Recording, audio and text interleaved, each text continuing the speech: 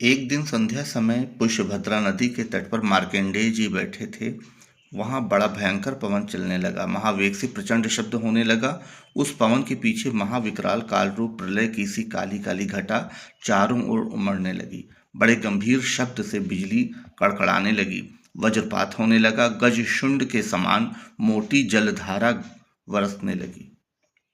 पवन के वेग से पानी की तरंगे उठने लगी। पृथ्वी डूबने लगी। उग्र ग्राह जहां तहां दिखाई देने लगे।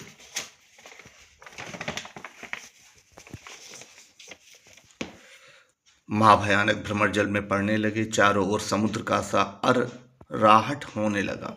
आकाश के अतिक्रम करने वाले जल से तथा महातीक्ष्ण पवन से और अत्यंत दमकती हुई दामिनी से चार प्रकार के जगत को बाहर भीतर से व्याकुल देख और पृथ्वी को पानी में डूबी हुई देखकर मुनि अपने मन में घबराने लगे और विस्मित होकर त्रास को प्राप्त हुए। मार्कंडेय जी के देखते ही तरंगे उठने से भयानक पवन से चलायमान वर्षते हुए मेघों से पूर्ण हो समुद्र सब ओर से द्वीप खंड पर्वतों सहित पृथ्वी को डुबाने लगा।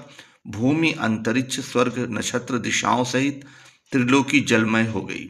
उस समय केवल मार्कंडेय जी ही अवशेष रहे। वह अकेले ही अपनी बड़ी बड़ी जटाओं को फैलाए जड़ अंध के सदृश जल में भ्रमरने लगे।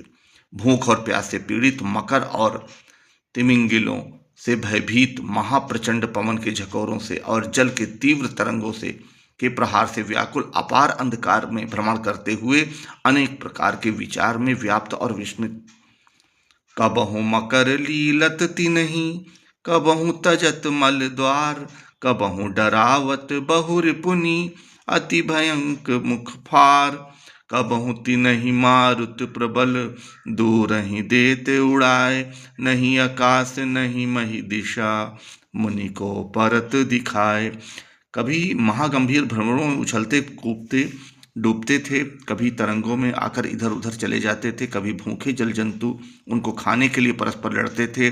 कभी शोक कभी मोह कभी दुख कभी सुख कभी मरण कभी जीवन कभी रोगादियों से ग्रस्त हो अनेक प्रकार के क्लेश पाते थे।